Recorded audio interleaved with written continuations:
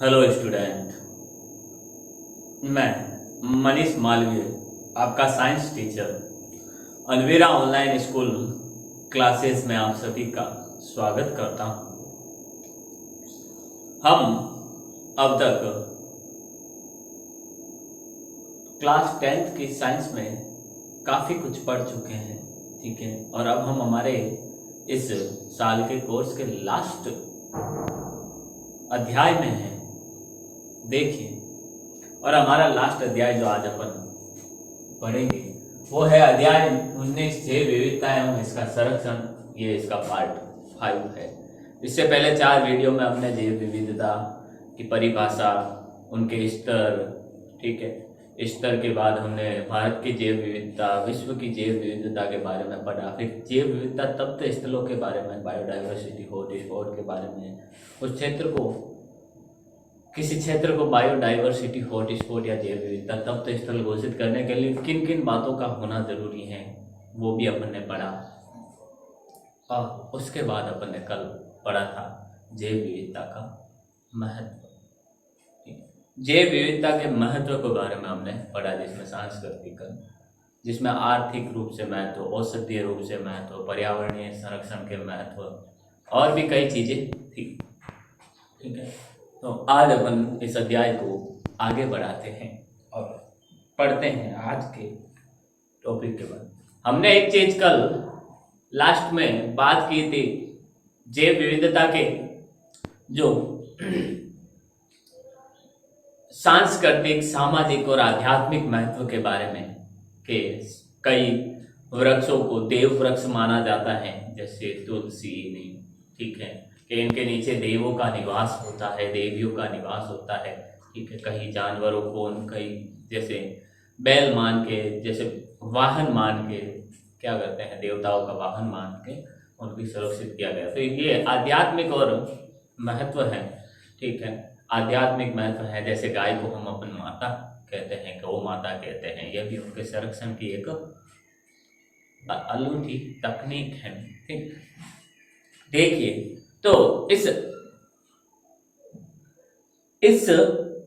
जैव विविधता के सामाजिक, आध्यात्मिक और सांस्कृतिक महत्व को देखते हुए, ठीक है, संयुक्त राष्ट्र संघ द्वारा वर्ष जो 2010 था उसको विश्व जैव विविधता वर्ष के रूप में मनाया गया। 2010 में जैव विविधता विश्व स्तर पर संयुक्त राष्ट्र संघ द्वारा जैव विविधता के इस आर्थिक, सामाजिक और सांस्कृतिक महत्व को देखकर वर्ष 2010 को विश्व जैव विविधता, अंतर्राष्ट्रीय जैव विविधता या विश्व जैव विविधता वर्ष के रूप में मनाया गया। तो ये चीज आप नोट करके लिख लेना।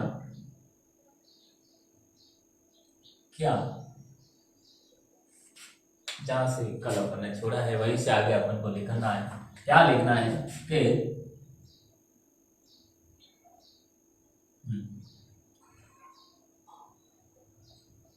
विश्व स्तर पर जैव विविधता के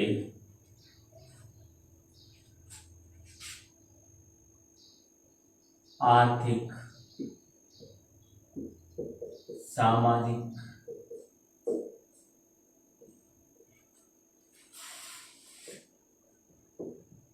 सांस्कृतिक, आध्यात्मिक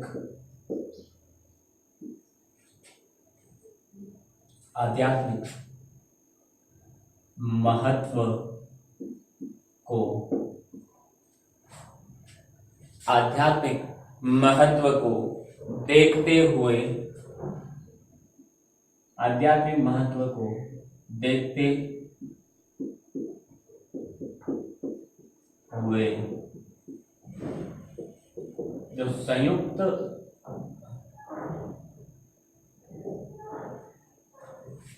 राष्ट्र संघ है, जो संयुक्त राष्ट्र संघ है, संघ द्वारा वर्ष 2010 को अंतरराष्ट्रीय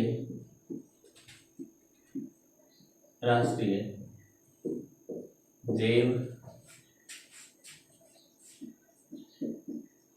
विविधता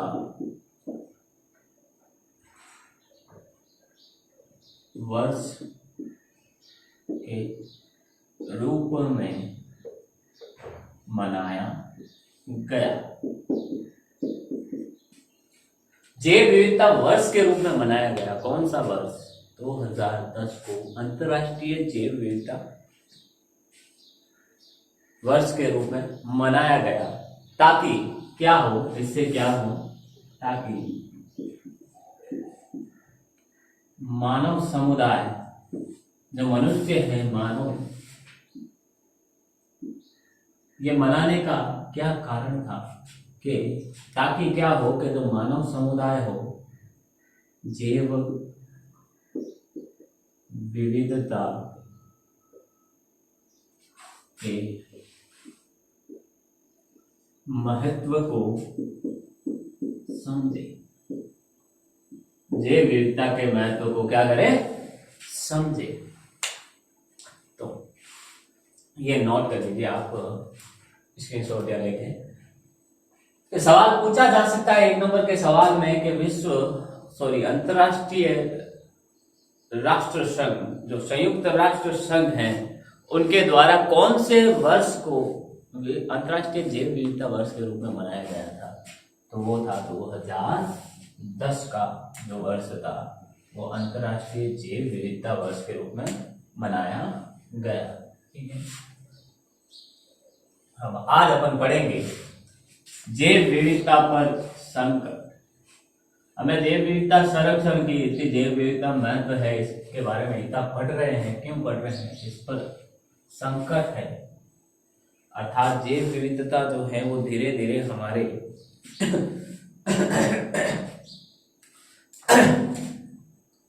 जैव विविधता जो है हमारी पृथ्वी से धीरे धीरे लुप्त हो रही है। कई प्रजातियां हैं पेड़ पौधों जीव जंतुओं की जो क्या हो गई हैं, जो आज के समय में हमें दिखाई नहीं देती थी। जो प्राचीन प्रजातियां थी पेड़ पौधों की और जंतुओं की, वो आज के समय हमें दिखाई नहीं देती है।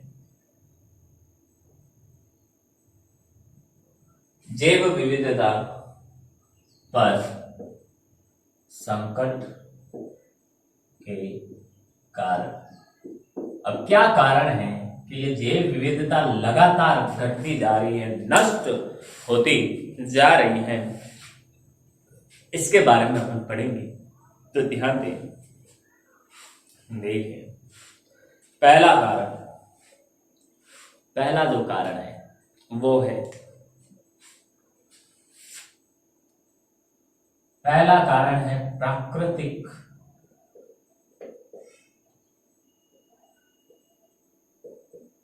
आवासों का नष्ट होना। जैव विविधता के नष्ट होने का, उनके संकट पर आने का, जैव विविधता पर इतना पूरा कुप्रभाव पड़ने का सबसे बड़ा कारण है उनका प्राकृतिक आवासों का नष्ट होना। जैसे अभी हमारा जो प्राकृतिक आवास है, हम जिस वातावरण में अनुकूलित है, उस वातावरण के जस्ट विपरीत, अर्थात हम ये भी देखते हैं कि हाँ नॉर्मल सी बात है कि हम यहाँ पर सालों से रह रहे हैं, अचानक हमें कहीं एक दिन के लिए भी दूसरी जगह जाना पड़े तो वहाँ हमारा मन नहीं लगता है, हम वहां रह नहीं पाते, एडजस्ट नहीं कर पाते। ठीक है, इसी तरह ये हुआ कि प्राकृतिक आवासों का नष्ट होना, अर्थात कुछ जीव जंतुओं और पेड़ पौधों का एक प्राकृतिक आवास होता है जहां पर वो फूलते और फूलते हैं। ठीक है, अपनी प्रजनन द्वारा अपनी जो भी जनसंख्या में वृद्धि करते हैं, लेकिन मानव का जो अंधाधुंध विकास की दौड़ है, उसके कारण उन्होंने कई पेड़ पौधों के प्राकृतिक आवास और जीव जंतुओं के प्राकृतिक आवासों को नष्ट कर दिया है। जैसे कुछ एक पेड़ पौधे होते हैं जो सिर्फ जंगल में ही उगते हैं, लेकिन मानव की भूख ने क्या किया है, जंगलों को जंगल के जंगल काट दिए हैं, जिनसे कुछ एक पौधे जो निश्चित क्षेत्र में ही पाए जाते हैं, स्थानबद्ध प्रजातियां जो होती हैं, जो एक निश्चित क्षेत्र में पाई जाती हैं, वहां पर इन पेड़ पौधों की कटाई होने से क्या हुआ कि वो पेड़ पौधे उस स्थान से ही लुप्त हो गए। वो पूरी दुनिया में कहीं वो पेड़ पौधे नहीं पाए जाते, ना वो जीव जंतु पाए जाते हैं। ये इनका प्राकृतिक आवास है। ठीक है, तो इनके प्राकृतिक आवासों का नष्ट होना। ठीक है, दूसरा, जैसे अपन देखते हैं कि एक ये पेड़ है, अब कुछ एक जो जीव जंतु होते हैं, पेड़ पौधे होते हैं, वो निश्चित आवास में रहते हैं। जीव जंतु भी कुछ एक पेड़ पौधों पर पशु पक्षी जो होते हैं, वो कुछ ऐसे स्थानबद्ध प्रजातियां कह सकते हैं, विशेष जीव जंतु कह सकते हैं, जो क्या करते हैं, एक निश्चित पौधे पर ही अपना जीवन यापन करते हैं। ठीक है, जो अचल भी कह सकते हैं उनको, वो कहीं जाते नहीं है, बस उसी पौधे से अपना क्या करते हैं, पोषण ग्रहण करते हैं और उसी पौधे पर जीवित रहते हैं, अपना जीवन यापन वहीं पर करते हैं। मान लो इस पौधे पर 5 अगर जीव जंतु यहाँ पर मौजूद है, जो इस पौधे से ही अपना भोजन जीवन यापन सब कुछ कर रहे हैं। अगर इस पेड़ पौधों को काट दिया जाए, इस पेड़ को काट दिया जाए, तो क्या ये 5 इन पर निर्भर रहने वाले जीवित रहेंगे, रह पाएंगे? नहीं रह पाएंगे। यही हुआ है। ये इन 5 जीव जंतु पक्षियों का क्या था, ये पेड़ था, उनका प्राकृतिक आवास था। ये इन पेड़ पर ही जीवित रह सकते हैं, इसी पेड़, इसी पेड़ या इसी प्रजाति के पेड़ पर ही जीवित रह सकते हैं, क्योंकि इनको जीने के लिए जिस पोषण की आवश्यकता होती है वो यहां से मिलती है, इसी पौधे से मिलती है, इसी जाति के पौधे से मिलती है। तो ये था इनका प्राकृतिक आवास का नष्ट होना। जैसे इनका प्राकृतिक आवास नष्ट होगा, क्या होगा, ये बिल्कुल ही खत्म हो जाएगा। दूसरा कारण, प्राकृतिक आवासों का विखंडन।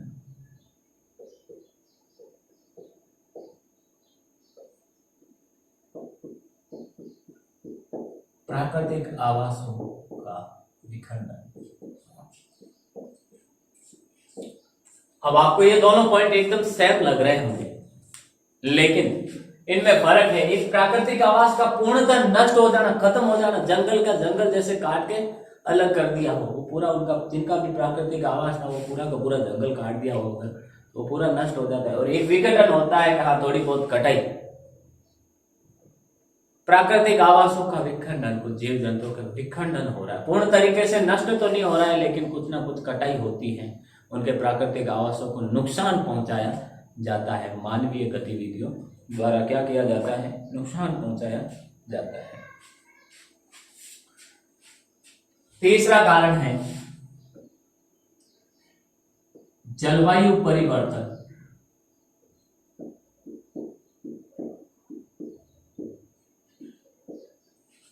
जलवायु परिवर्तन, जलवायु परिवर्तन क्या कहता है? जलवायु परिवर्तन कहता है कि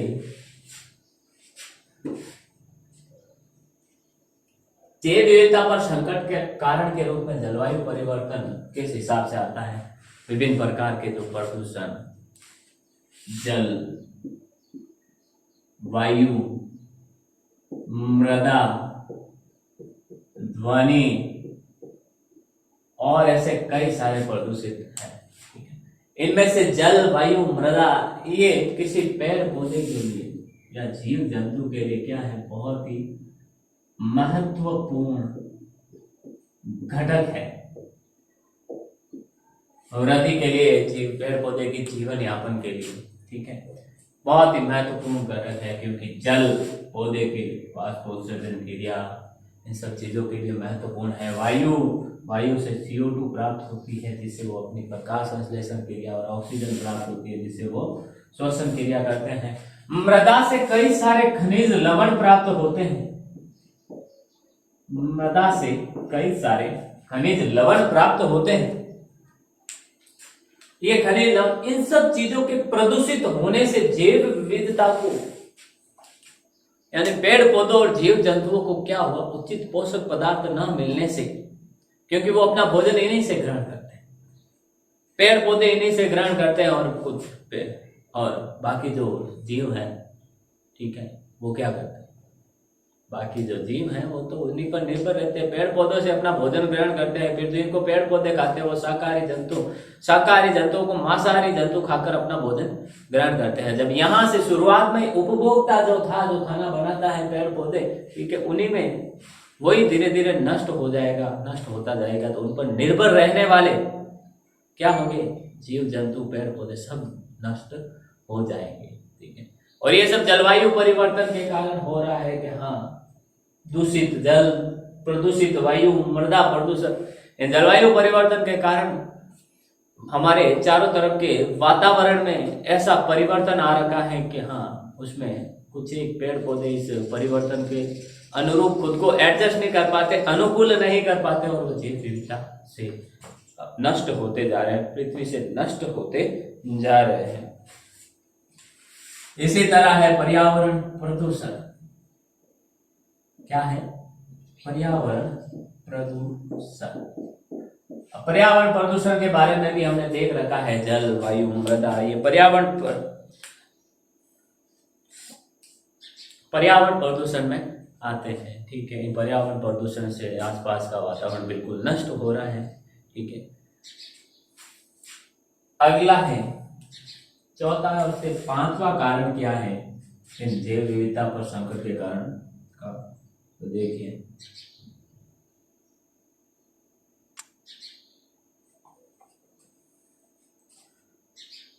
पांचवा कारण हम कह सकते हैं प्राकृतिक संसाधनों का अत्यधिक दोहन।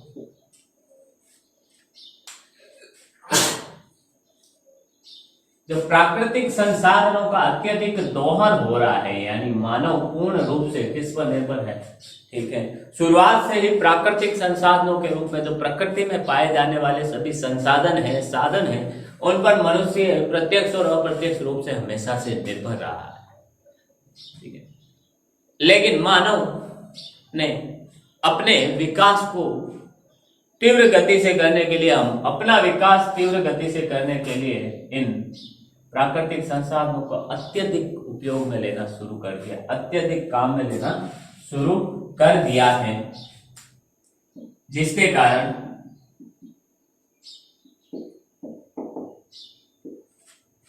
प्राकृतिक संसाधनों का अत्यधिक दोहन हुआ है, ठीक है। मानव ने विकास की जो अंधी दौड़ है उसमें अपने विकास को इतना सर्वोपरि रख दिया है कि जिसने भी प्राकृतिक संसाधनों को अपने विकास के लिए उपयोग में जितना ले रहा है, इस तरीके से ले रहा है कि वो प्राकृतिक संसाधन अब नष्ट होने की कगार पर आ गए।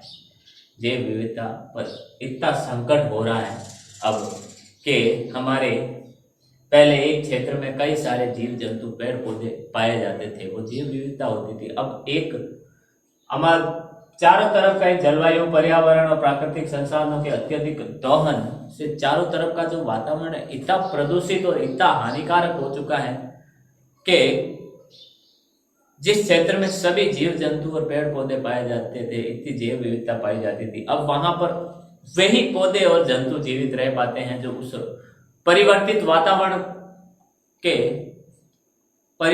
वातावरण में खुद को अनुकूलित कर लेते हैं, खुद को एडजस्ट कर लेते हैं, वही उनमें। और मानव अपने विकास के लिए प्राकृतिक संसाधनों का अत्यधिक दोहन कर रहा है, जैसे पेड़ पौधों, जीव जंतुओं, इनका दोहन हो रहा है, जिससे जैव विविधता पर संकट आ रहा है। छठा, कृषि व वानिकी की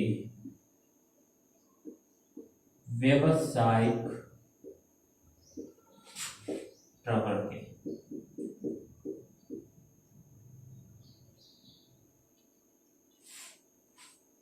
जो व्यावसायिक प्रवृत्ति है किसकी? कृषि और वानिकी।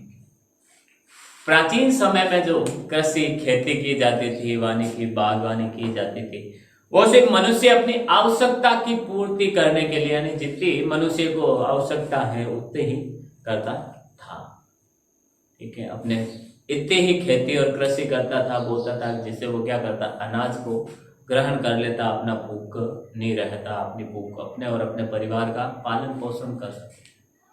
लेकिन आज के दौर में यह कृषि और वानिकी एक व्यवसायिक, एक बिजनेस की तरह देखी जाती है। ठीक है, कृषि इतनी ज्यादा की जाती है। पहले के जमाने में मनुष्य अपने एक परिवार का भरण पोषण करने के लिए कृषि और वानिकी करता था, लेकिन आज ये व्यवसायिक प्रवृत्ति में आ गया है। इन चीजों से आजकल धन कमाने की कोशिश की जाती है, व्यवसाय के रूप में, बिजनेस के रूप में बनाया जा रहा है, जिससे पहले थोड़ी जगह पर कृषि खेती करने से क्या होता था, उनकी जो उपज होती थी, उन उपज से कई धान उत्पन्न हो जाता और उन धान से वो अपने परिवार का पालन पोषण कर लेते थे। लेकिन आज खुद के परिवार के साथ साथ दूसरे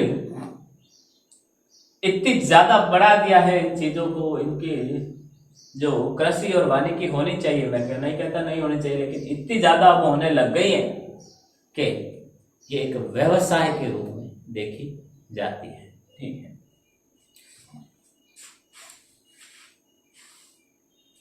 फिर अगला है विदेशी प्रजातियों का आक्रमण।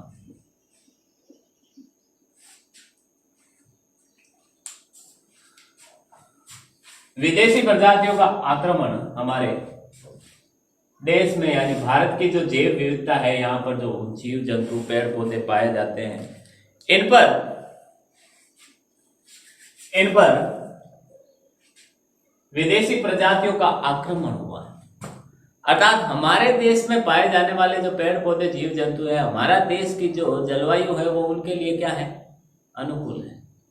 लेकिन विदेशी जो प्रजातियां हैं, विदेशी जीव जंतु पेड़ पौधे यहाँ पर लाए जाते हैं और उगाए जाते हैं, पेड़ पौधे लाए जाते हैं, उगाए जाते हैं, जीव जंतु लाए जाते हैं, उनको पाला जाता है। ये विदेशी प्रजातियों पर क्या हो रहा है, अनुकूलन के कारण कि हाँ वो विदेशी प्रजातियां ज्यादा, कोई गाय है तो वो ज्यादा दूध देती है, फसल है तो ज्यादा उपज देती है, तो उन विदेशी प्रजातियों का पर विश्वास ज्यादा बड़ा है। और व्यावसायिक प्रवृत्ति आने से क्या होता है, इनका विदेशी प्रजातियों का ज्यादा उपयोग किया जा रहा है, जिससे धीरे धीरे हमारे देश की जो जैव विविधता थी वो धीरे धीरे नष्ट हो रही है। क्यों नष्ट हो रही है, कि इनका ज्यादा उपयोग हो रहा है, तो इनका आक्रमण हो रहा है, वो अतिक्रमण कर रहे हैं हमारे देश की जैव विविधता पर। ठीक है, जैसे अंग्रेजों ने हमारे देश पर आकर हमारे देश को गुलाम बनाया और इतना साल राज किया, वैसे ये विदेशी प्रजातियां बाहर से आकर क्या कर रही है, हमारे देश को ऊपर आक्रमण कर रही है। और 8वां है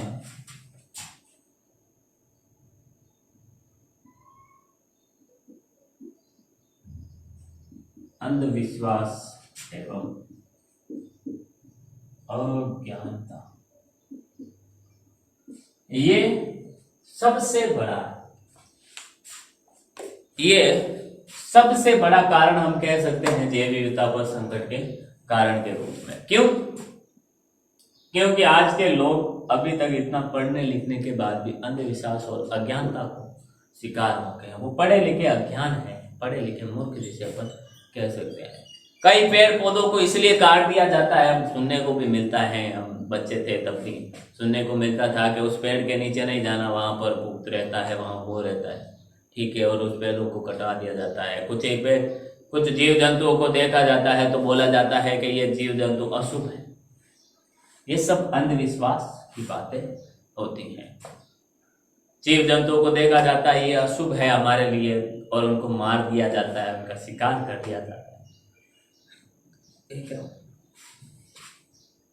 और कईयों के पेड़ पौधों को तो क्या दी गई हैं, देव वृक्षों की दी गई हैं संज्ञा, और कई पेड़ पौधों को तो ऐसा कहा गया है कि बहुत ही खराब है, हमारे लिए अशुभ होगा। उनके देखा तो वो हमारे सामने निकल गई तो बिल्ली जैसे रास्ता काट देती है तो वो अशुभ होता है। ये सब चीजें सिर्फ अंधविश्वास और अज्ञानता की बात है। इसी तरह कुछ जीव जंतु पेड़ पौधे होते हैं जिनका इतना अंधविश्वास फैला रखा है, इतना उनको बुरा बता रखा है, वो बेचारे पेड़ पौधों में अब जीव भी नहीं है, ना वो चल सकते, वो हमारा क्या बुरा करेंगे। वो प्रत्येक पौधा हमारे लिए कुछ ना कुछ करता है, उल्टा हमें लाभ ही पहुंचाता है हर पौधा, चाहे वो प्रकाश संश्लेषण क्रिया द्वारा, तो प्रत्येक पौधा हमें लाभ पहुंचाता ही है। ठीक है, कुछ पौधों से हमें खाने की, तो कुछ पौधों से प्रकाश संश्लेषण क्रिया द्वारा वातावरण में, वायुमंडल में ऑक्सीजन की जो मात्रा संतुलित रहती है। ये सब चीजें लगातार चलती रहती है। ठीक, तो ये अंधविश्वास एवं अज्ञानता का जो वातावरण है, ये अज्ञान के वो और व्यक्तियों में जो अपूर्ण ज्ञान है उसके कारण भी जैव विविधता पर संकट हो रहा है। अर्थात उनको अज्ञान इस चीज का है, ये अज्ञानता से जैव विविधता पर संकट इस चीज से अपन मान सकते हैं कि हाँ, उनको पता नहीं है कौन सा वृक्ष कितना महत्वपूर्ण है, कौन सा जीव कितना महत्वपूर्ण है। वो अज्ञात है इस चीज से कि जिस वृक्ष को वो काट रहे हैं उस वृक्ष पर कितने सारे जीव जंतु की प्रजातियां, पक्षियों की प्रजातियां निवास करती हैं, वो उनका प्राकृतिक आवास है। ठीक है, और किस ये भी अज्ञानता की बात है कि कुछ जीवों को शिकार के लिए मार रहे हैं, तो वो ये इस चीज से अज्ञान है कि उन जीवों पर कई सारे जीव और निर्भर हैं भोजन के लिए। ठीक, भोजन के लिए निर्भर है। तो ये है हमारा प्राकृतिक जैव विविधता पर संकट के कारण। ठीक है, मैंने आपको बोल के समझाया है सब कुछ, और इन चीजों में जैव विविधता पर संकट के कारण हमें अगर ये पॉइंट याद कर लें, इन पॉइंट में हम आराम से 5-5, 6-6 लाइन आराम से लिख सकते हैं। अगर 2-3 नंबर का सवाल आया, अति लघुत्रात्मक का सवाल या निबंधात्मक का सवाल, तो बहुत ही बढ़िया सवाल है। आप सिर्फ इन पॉइंट को याद रखें। ठीक है, आराम से इसमें लिख सकते हैं प्राकृतिक आवासों का नष्ट होना। जैसे जैव विविधता पर संकट के कारण क्या है, तुम्हें एक बार अपन इसको रिवाइज करते हैं। प्राकृतिक आवासों का नष्ट होना, पेड़ पौधों जीव जंतुओं के प्राकृतिक आवास होते हैं, जीव जंतुओं के जो जंगल के आवास होते हैं वो इनका नष्ट होता है। प्राकृतिक आवासों का विखंडन होना, नष्ट होना यानी पूर्णतः नष्ट होना, खत्म हो जाना। ठीक है, और विखंडन होना यानी उसमें कटाई होना, जैसे पेड़ पौधों की कटाई। जलवायु परिवर्तन, अब अनेक अवांछनीय कारणों से, प्रदूषण से जलवायु परिवर्तन और पर्यावरण प्रदूषण हो रहा है। ठीक है, प्राकृतिक संसाधनों का अत्यधिक दोहन, मनुष्य अपने विकास की जो अंधाधुंध दौड़ है, अंधी दौड़ में अपने फायदे के लिए इन प्राकृतिक संसाधनों का बहुत ही तेज गति से क्या कर रहा है, दोहन कर रहा है, इनका उपयोग कर रहा है। कृषि व वानिकी में व्यावसायिक प्रवृत्ति आ गई है। पहले मनुष्य कृषि करता था, वानिकी करता था, तो वो अपने और अपने परिवार के भरण पोषण के लिए करता, लेकिन अब ये एक कृषि पैसे कमाने का साधन बना दिया गया है, व्यावसायिक साधन बना दिया गया। विदेशी प्रजातियों का आक्रमण, हमारे देश के वैज्ञानिकों, खेत कृषि वैज्ञानिकों और कई ऐसे सारे वैज्ञानिक कह सकते हैं जो हमारे देश की जो संसाधन, जो प्रजातियां हैं, उनसे विश्वास न करके विदेशी प्रजातियों पर ज्यादा विश्वास कर रहे हैं, उनका उपयोग ज्यादा कर रहे हैं, जिससे वो हमारे देशी प्रजाति और देशी जो जैव विविधता है, देश की जो जैव विविधता है, उन पर आक्रमण कर रहे हैं। अंधविश्वास और अज्ञानता, कई चीजों को लेकर, कई पेड़ पौधों और जीव जंतुओं को लेकर कई सारी अफवाहें फैला रखी है, जिनसे व्यक्ति उनसे भयभीत रहता है, और उनका जब भी उनको चीजें सामने आती है तो वो डर के उन सब चीजों को नष्ट करने की कोशिश करता है।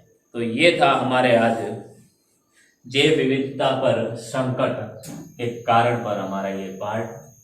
आने वाले अगले और इस अध्याय का जो लास्ट पार्ट होगा, हम जैव विविधता संरक्षण के उपाय के बारे में पढ़ेंगे, राष्ट्रीय और अंतर्राष्ट्रीय उपाय के बारे में अपन पढ़ेंगे। Thank you.